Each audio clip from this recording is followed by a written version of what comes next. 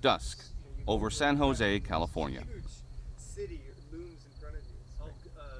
And astronomer Jeff Marcy surveys what is his happy hunting ground.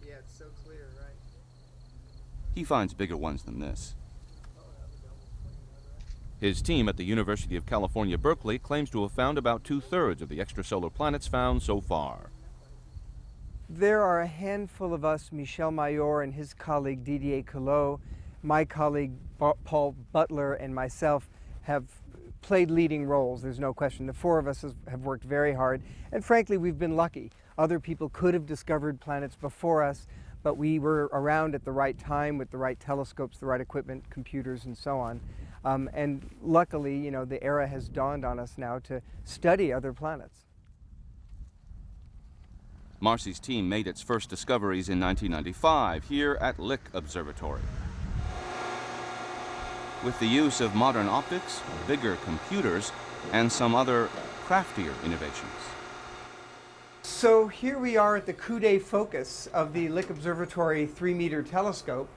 The telescope is up here and the starlight comes down to a focus, but inside that glass cell is iodine gas.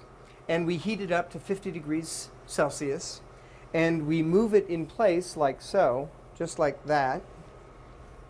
And then the starlight comes down and passes through that cell and on into the spectrometer where the light is spread out into all of its colors, blue, green, yellow, and red. Then they take the measurements of the Doppler shift as the spectral light from the star swings back and forth from short waves to long waves, as the star is tugged by its attendant planet. The iodine cell superimposes its own spectral lines against the light of the star. As the starlight wobbles back and forth, the iodine lines stay put, allowing the measurement of a Doppler shift or wobble. If there's a wobble, there's a planet. This is definitely the heart of the planet-finding business. Without this glass cell, we wouldn't be able to find any planets at all. Marcy had little luck trying to spot these wobbles until he teamed up with his partner Paul Butler. Together, they invented their novel jar of iodine in 1986. And that was the big breakthrough. And what we did at Lick is really what's, brought the Shaw Prize. The Smithsonian Institution has asked us for our iodine cell. They want to put it on display. We told them they can't have it because we're still using it to find planets. Marcy's home base is Berkeley, California, where he's done much of his planet hunting research. That's probably the first one he's found in the daylight. The first exoplanets Marcy discovered were orbiting 70 Virginis and 47 Ursa Majoris. That might not have occurred at all if Marcy hadn't taken a huge gamble with his career as a young PhD in the early 80s. His previous research into the magnetism of other stars went nowhere, so he chose planet hunting as a Hail Mary last-ditch project at a time, he says, when few considered exoplanet detection with Doppler shifts possible. I remember telling one well-known astronomer that I was thinking in the next year to begin searching for planets using the Doppler shifts of stars, making those measurements very precisely. And I remember he looked down at his shoes and he seemed a little embarrassed for me. He realized that my career was over. I had gone off the deep end trying something that was just not possible. So we're waiting for HD 150933, which is our first planet hunting star of the night. How times have changed. The Lick team will be recording the wobble of about 25 stars tonight, each with a 20-minute exposure. There she blows. There it is. HD 850933. Cool. Okay, Mel, we're guiding on your B star. Our celestial backyard, the Milky Way galaxy, has 200 billion stars in all. Scientists believe half will have rocky planets like Earth. That is 100 billion stars. As more exoplanets are discovered, astronomers can better guess the percentage of planets in a habitable zone around distant stars. We don't know exactly how many planets are in the habitable zone, the warm zone where the water would be liquid. Maybe a quarter of them would be in the habitable zone. So out of the 100 billion rocky planets out there, probably something like 25 billion of them are indeed habitable. That's an astounding number. There's just a phenomenal number of chances for life. Marcy's habitable zone is a house in the hills north of Berkeley campus, where he lives with his wife, biochemist Susan Kegley. Marcy grew up in Los Angeles. Dad was an engineer. Mom studied anthropology. With a wide range of interests in music and sports, he was no nerd in school, but he always knew science was important because his dad always took an interest in his homework. When he was 14 years old, his parents bought him a telescope. Oops, there it goes. Used. He still remembers his first glimpse of Saturn through the eyepiece. It's gorgeous. To actually see the rings of Saturn, you know, with your own eyes. See the Saturn, the globe itself, and then this ring around it, and sometimes shadows. And then there's this giant moon, Titan, that orbits Saturn. I was sold. Marcy's decision to take the gamble on his planet hunting project came from a fear of failure, instilled mainly by his father. My dad, as an anecdote, taught me that if you can get your baseball glove near enough to the baseball that the ball touches your glove, you should have tried a little bit harder so that you actually caught the ball. And there I was with a PhD in astrophysics, and the ball was just, it seemed, outside my reach. The other spherical objects of interest to Jeff Marcy. I actually love the struggle to become a better tennis player as much as playing the tennis itself, because it brings me back to a state that I remember when I was younger, struggling to learn math, struggling to learn chemistry and physics. Struggling on the tennis court reminds me a little bit of what it was like when I was younger and it was still a struggle. It gives me a little empathy for the students.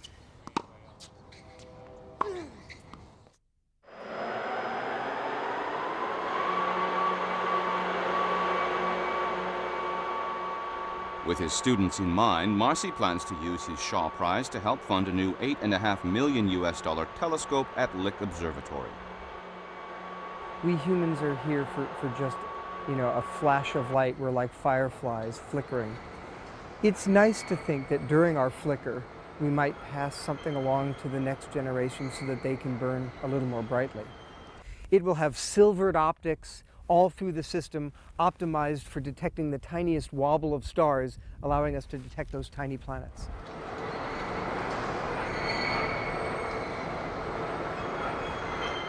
Jeff Marcy and his team have found 107 exoplanets so far, many of them using the telescope here at the Lick Observatory on Mount Hamilton. They've just found 10 new worlds and one that is the smallest exoplanet discovered so far, a world 7.5 times the mass of the Earth. At 15 light-years, Gliese 876 is the closest star system to the Sun with planets. The two outer gas giants probably look a lot like our own Jupiter or Saturn. It's the third, innermost planet that's the most interesting because it's small enough to be rocky. But Marcy's team still doesn't know if it is a ball of rock or another thickish gas planet, perhaps like Neptune. When the new Rocky Planet Finder telescope is finished at Lick next year, it will be an integral part in the search for 1, an Earth-sized world, and 2, a Jupiter-like planet. Our own planet Jupiter serves as a protector. It's the most massive planet in our solar system and gravitationally slingshots all the debris in our solar system out of the place. So we're not bombarded by comets and asteroids every few years, which would wipe out life, at least as we know it. So a good habitable planetary system is one with an Earth and a Jupiter, and we're looking for both. The search for exoplanets around distant stars has caught the imagination of the public around our planet. Marcy's quest for new worlds satisfies a basic need: to explore and discover new things. That's the exciting future for humanity. Just as we started as Homo sapiens on the East African savanna and traveled throughout the globe of the planet Earth, now I think our quest is to travel throughout the galaxy and indeed find our roots chemically and biologically among the stars. This is a very old dream of the humanity. When you are looking at the sky, you are looking at stars. Do we have other planets, other worlds? Early in 1994, astronomer Michel Mayor and his team began using this 2-meter telescope to track a sun-like star named 51 Peg in the constellation Pegasus. Already after a few weeks, we saw something special with this star. Mayor was looking for planets orbiting stars outside of our solar system, extrasolar or exoplanets. The planet itself was not visible. To detect a planet, we need to measure the velocity of the star night after night. And due to the orbits of the planet around the star, sometimes the star is moving a little bit in your direction and sometimes is moving a little bit away. This is the velocity and this is the time. And so you can see every time you measure the velocity change as a function of time. Only after a lot of measurements, a lot of nights, that we have the possibility to detect really the presence, the existence of a planet. Those distant stars are only visible from Earth for a few months out of the year due to the Earth's own orbit around its sun. In July 1995, Mayor resumed watching 51 Peg. This was the most exciting time for us because we have just confirmed and tested that really we still have the same periodic chain with the same amplitude, the same period. And so at the time we are sure that it was a planet. So we decided to publish this in the end of August 95 in the very famous scientific journal Nature. This discovery has been expected for a lot of centuries. It's one of the fundamental discoveries this century in astronomy. We always wanted to know if we are alone in the universe or not. And we are looking for different kinds of planets. It was for the mankind really a new step. It's a step in the search for life elsewhere in the universe. Nyon, on the outskirts of Geneva in Switzerland. The home of Michel Mayor. Last month, the family celebrated youngest son Julien getting his PhD. He did a PhD in neuroscience. It's studying the brain, and it's much more complicated than the universe. So, and I'm very proud of him. Michel often brought his family to Hauts-de-Provence and other observatories to watch the cosmos together. Yeah, he brought me a lot of interest into different fields, physics and astronomy. You proud of it? Yeah, sure, yes. As any wife of her husband. When we have discovered the 51 Peg, it was so big trouble for the family. We have been obliged to cancel the vacation and so on. So she said, oh, one it's okay, but not a second one, please. But no, you know that we have 70 or something like this. About 160 exoplanets have been found so far by planet hunters around the world. So how are these planets formed? Exoplanets or planets, planetary systems, are only a byproduct of the formation of the stars themselves. If we are looking in the disk of the Milky Way, of our galaxy, with modern telescope we can do images of big pieces of interstellar matter, and sometimes this piece of interstellar matter collapse to form new generation of stars. These young stars are surrounded by disks of dust, ice or gas. When the gas contract, you will have an increase of the rotation of the gas, and part of the gas will be too fastly rotated to fall down on the star. This disk is the nursery for the formation of planets. And when you achieve a big ball of the maybe 10 times the mass of the Earth. It's the gravitation of this protoplanet is large enough to attract the gas of the nebula and to fastly drive the mass to maybe 300 times the mass of the Earth and to produce big planets like Jupiter. Before the discovery of 51 Peg, astrotheorists believed that only huge planets the size of Jupiter or larger are able to tug their stars fast enough to register on telescopes on Earth, and that they would only be found far from their stars in orbits taking years. But Mayer's team found 51 Peg only took 4 days to orbit its star. So this was a big challenge for theoreticians at the time.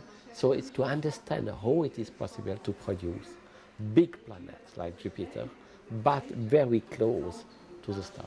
What is the ultimate goal of your search?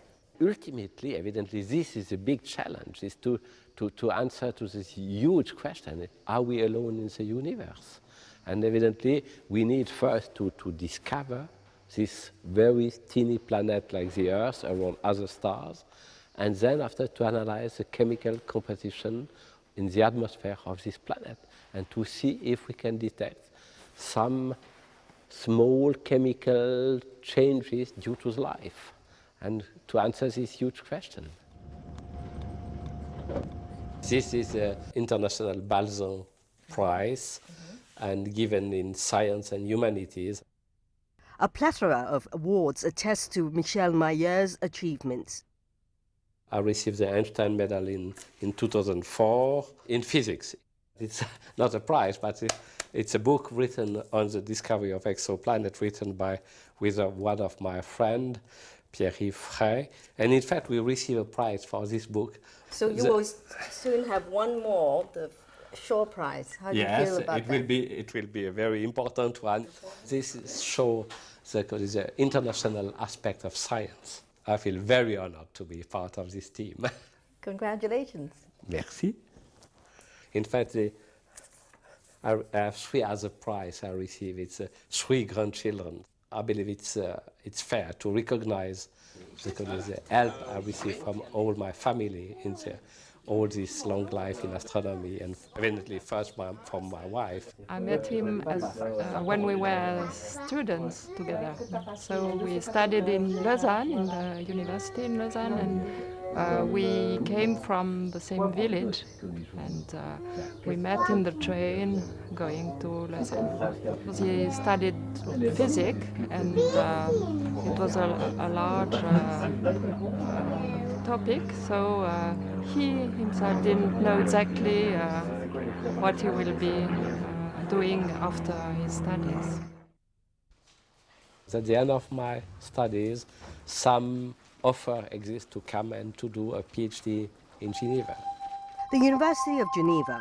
It was the late 1960s when we on Earth were beginning to grasp the formation of spiral galaxies.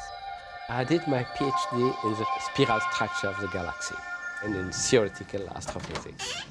And then, at the end of my PhD, I need to have material observations for velocity of stars.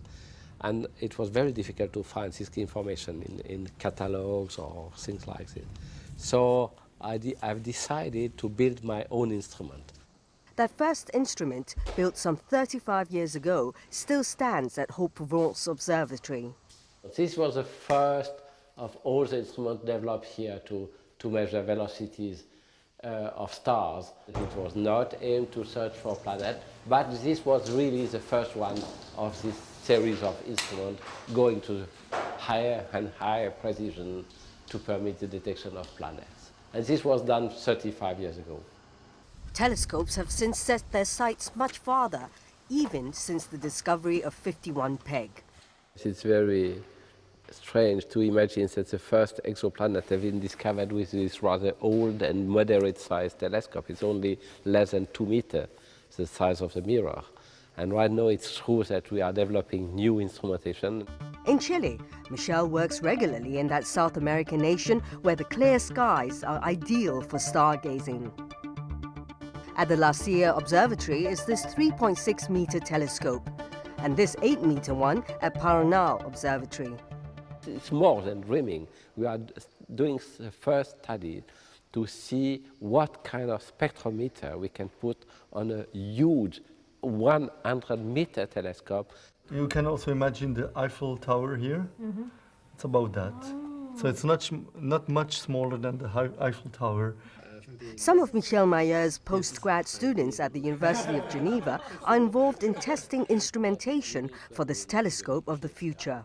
To see how much we can improve the calibration of the instruments. We aim at 1 centimeter per second precision.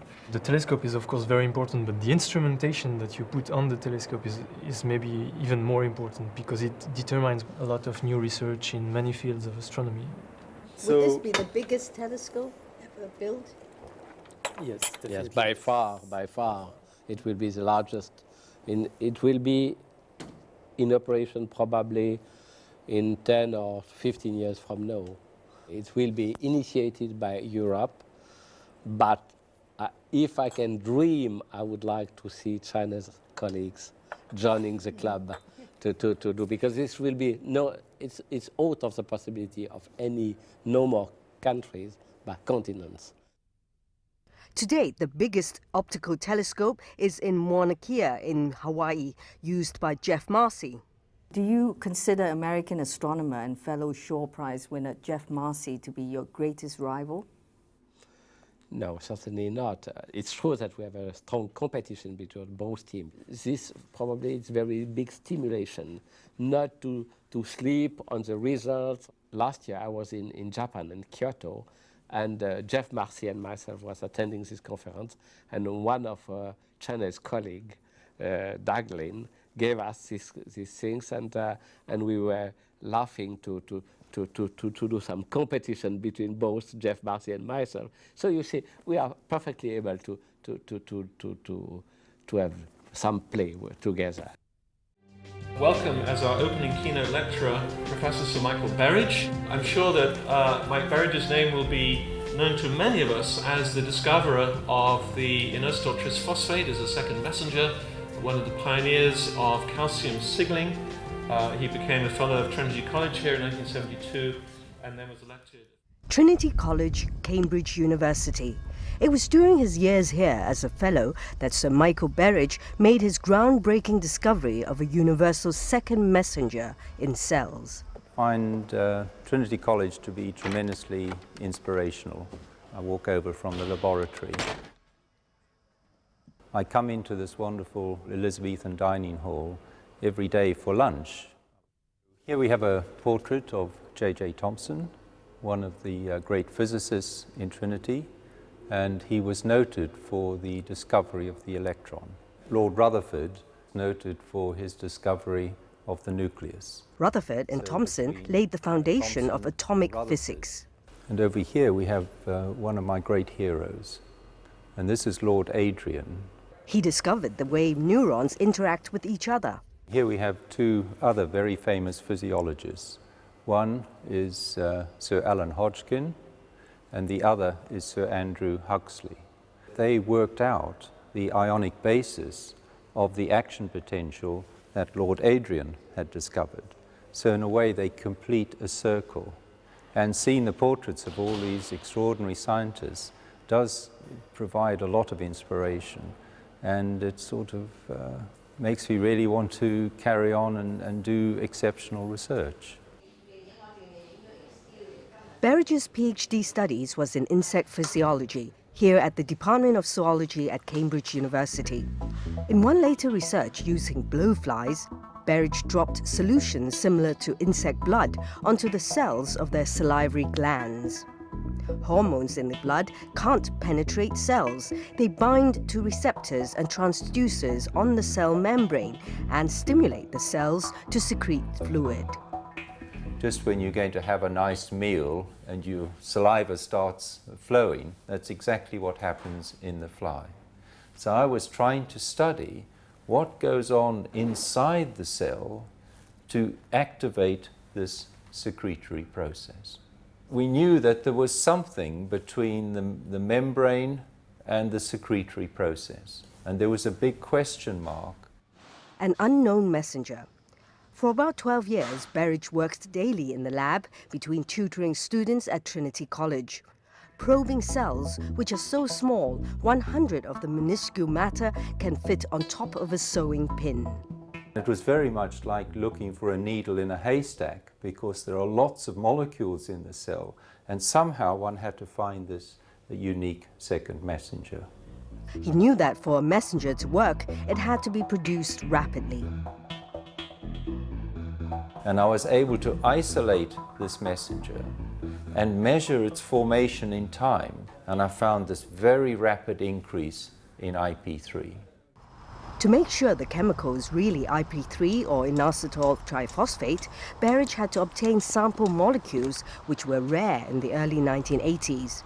He says he was very lucky to find them at the Babraham Institute in Cambridge. So if we artificially introduced the messenger into the cells, it could activate the secretory process. And that's how we knew that IP3 was in fact the missing link in hormone action. His paper on this discovery was published in late 1983. Not bad. It's just like doing science. Occasionally about 10% of the experiments work, and it's like golf with me. About 10% work quite well, and the rest are abject failure. Like 2 in the bunker here, and several down at the bottom of the green. There aren't many eureka moments in science, but I can remember very clearly when I did a definitive experiment, and it clearly showed that IP3 was doing something very important. I did have a moment when I suddenly realized that this might be the answer. Good boy. Even my wife remembers me coming home that night. And said, I've discovered something really important. He actually said that. He was so excited. Oh, I was thrilled, of course, because I knew he was working so hard. I knew he had the necessary mind to ask the right questions. Also, I'd done some research for him at one stage, and it was so boring that I gave up. And he had to complete the project. Doing research is actually quite a lonely job. You spend a lot of time by yourself reading and doing the experiments, and the whole responsibility for bringing up the family was on Sue's shoulders. At the time, Sue was working full-time as a midwife. The couple had met at a dance when they were both students in Cambridge.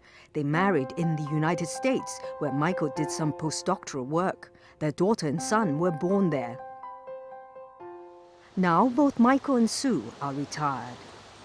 But I'm still working perhaps far too hard, but it's in my blood, really. Berridge still does research at the Babraham Institute, which he joined in 1990. Hi, Martin. Hi, Mike. Okay? Yeah, good. Dr. Martin Bootman was Mike's PhD student at Cambridge. He just has this colossal grasp of so many different areas of science that it's a wonderful resource to have. He's a walking library.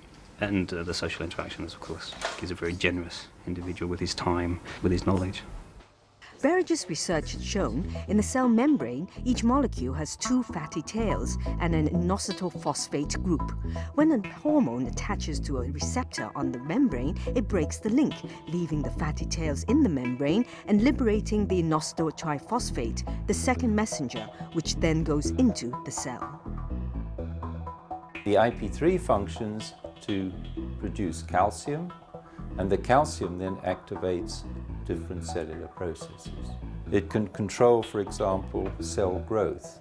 And there are some indications that this signaling pathway, if it goes wrong, can cause certain diseases. And for example, certain types of cancer, particularly leukemias, seem to result if this system is overactive. So it gives too much cell growth stimulation, and therefore you get excessive growth. And it's now known why the drug lithium can control manic depressive illness. We found that it actually interferes and inhibits this signaling pathway. Excessive signaling within the nervous system may lead to various mental diseases like manic depressive illness. Recently, scientists also found that when a sperm binds to an egg, it injects a transducer and the egg begins to make IP3 and generates every 2 minutes pulses of calcium, which activates its development. So now that we understand how those pulses are produced, we may be able to improve the process of in vitro fertilization. There are also new insights into heart disease. These are cardiac cells artificially stimulated with calcium. Each time this goes red, there's an elevation of calcium. Calcium is causing these cardiac cells to contract. Normal cells should have uniform elevation of calcium and uniform contractions. But bad diet, excess weight, hypertension, or high blood pressure make the heart pump harder and activate new genes. One of the genes that are activated increases the IP3 system in an attempt to try and get the heart to work better.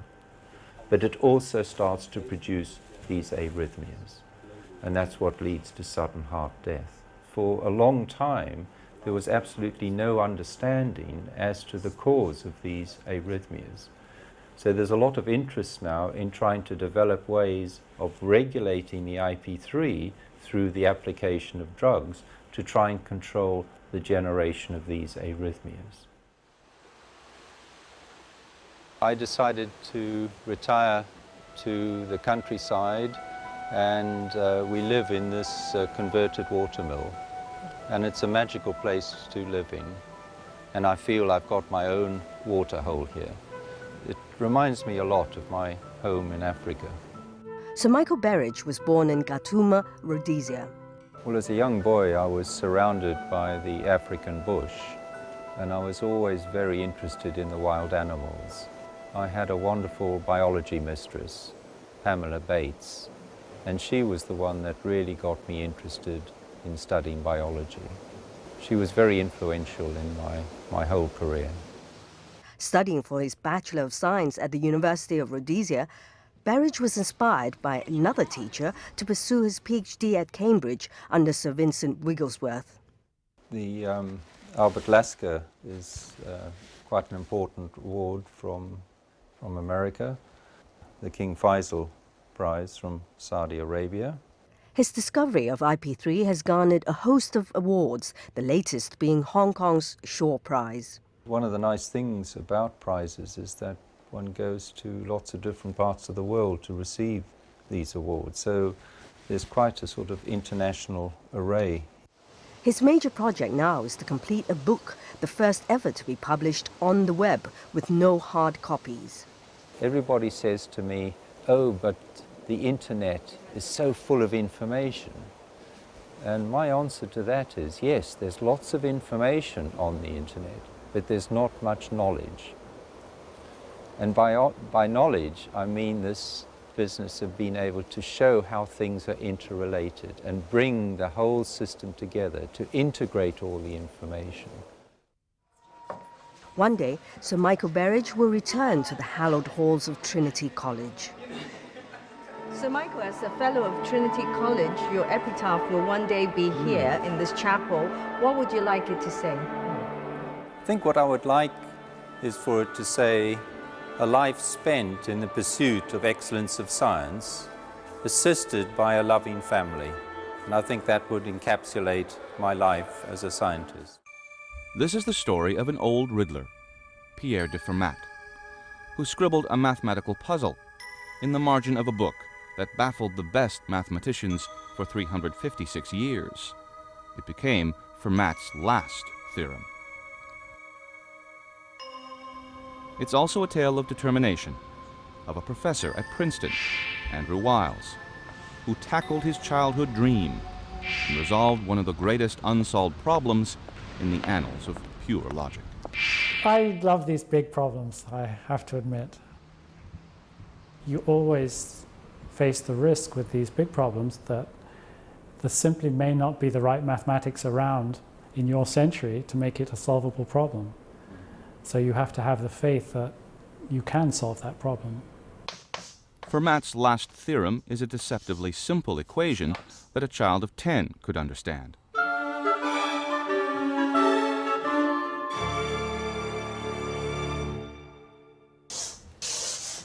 Because it's related to another theorem that children learn in geometry in school. The square of the hypotenuse is equal to the sum of the squares on the other two sides. Pythagoras, the ancient Greek genius, discovered all right-angled triangles obeyed this rule. There was an infinite number of whole number equations that obeyed this rule, like this one, when all three whole numbers were squared. In 1637, Pierre de Fermat, a French jurist and amateur mathematician, proposed that if you gave the numbers in the equation the power of 3 or higher, nowhere in the infinite universe of numbers was there a whole number solution. In this example, the sum of the two cubes is 728, one short of the third cube, 729. Then Fermat scribbled a remark in the margin of a textbook that turned this proposition into the mathematics Holy Grail.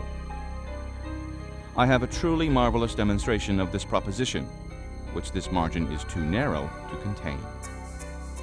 Perhaps it should have been called Fermat's lost theorem, because he lived another 30 years and never shared his truly marvelous proof with anyone before dying in 1665.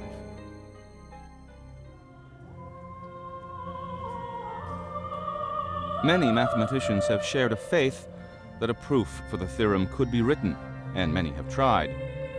But to satisfy the strict tenets of mathematics, a proof had to show the theorem had no solutions, not in a million examples, or even a billion examples, but no solutions in the endless universe of numbers.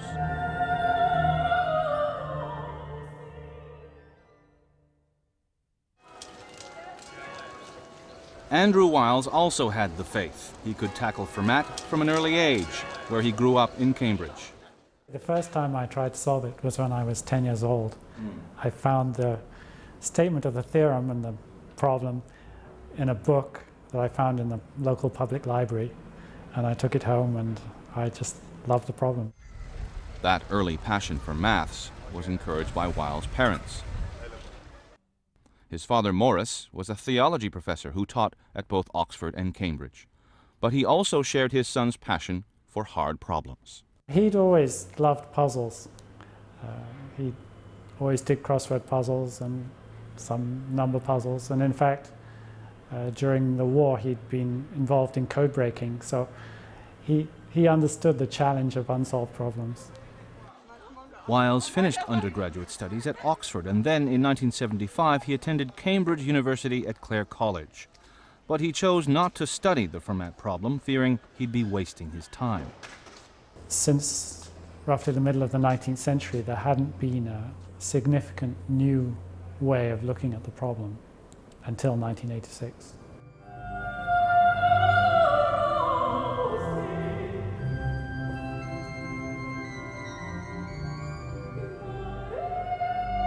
Andrew Wiles came to Princeton in 1981, but it would be another 5 years before he would realize in a flash, while sipping iced tea, that he could finally pursue his life's dream. He was drinking that iced tea with friends when he overheard that another mathematician had linked Fermat's last theorem with something called the Shimura-Taniyama conjecture. As a consequence of this complex link, Wiles knew if he could prove the conjecture, he would also prove that Fermat's last theorem had no solutions. And it wasn't just a wild goose chase. It wasn't. Something would come of it, because I'd be working on a new area that had to have some things proved about it, even if you didn't get all the way to Fermat. But Andrew Wiles would have to write a massive proof, hundreds of pages long, that could take years of work to show that Shimura-Taniyama was true. The statement of this other problem is to relate two kinds of equations that show up in mathematics, the ones that come from what are called elliptic curves which had been studied since the 19th century, and another form that had also been studied since the 19th century called modular curves, but which for the first 80 years of their existence had seemed completely unrelated. He would have to bridge no less than 2 separate islands in the world of mathematics. Wiles began to work on Shimura Taniyama immediately.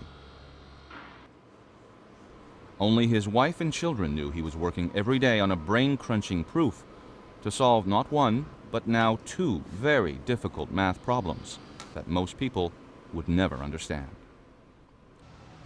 As he moved among his friends and colleagues, Wiles kept his secret, always thinking about the proof, but saying nothing to anyone. Mathematicians get up in the morning and go to a table with a piece of paper, and they hope that they have some inspiration. It's like stumbling around in the dark, where you can feel little parts. You get some feeling for the walls, for the barriers, some feeling for where you can move forward. You just don't know when illumination is going to come, when you're going to have a flash of insight that's going to show you, yes, you can get into another level. After 7 years of private toil, he finished his proof and finally shared it with the world. Cambridge, England, 1993, at the Isaac Newton Institute. The numerati of the math world gathered to witness Wiles' lecture of his solution. It took him 3 days of lecturing to explain his proof, but he finally finished. Fermat's last theorem was apparently solved.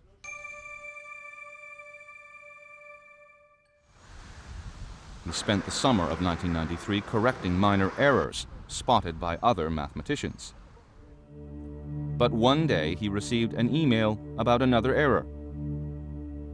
At first it also seemed minor, but by the fall, Wiles saw he had misinterpreted a part of the intricate logic in the proof.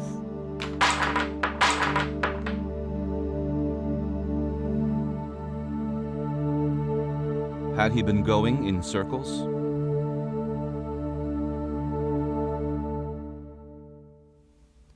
Was Andrew Wiles' race for an answer to Fermat a wild goose chase after all?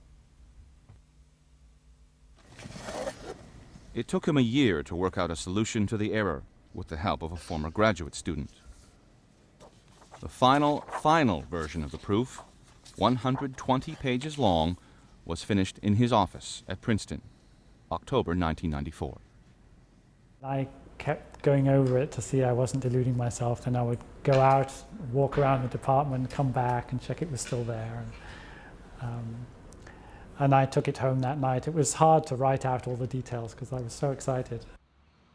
What impact will the proof of the century have outside mathematics? In mathematics, it's always our experience that these techniques are used in other fields, but it's almost always unpredictable. Elliptic curves, modular curves, these are used now for encoding information that's transmitted over the internet, for protecting your security. As chairman of Princeton's mathematics department, Wiles will continue to work expanding the knowledge of the science. And why did a math professor from Princeton manage to do what so many others had failed to do for centuries?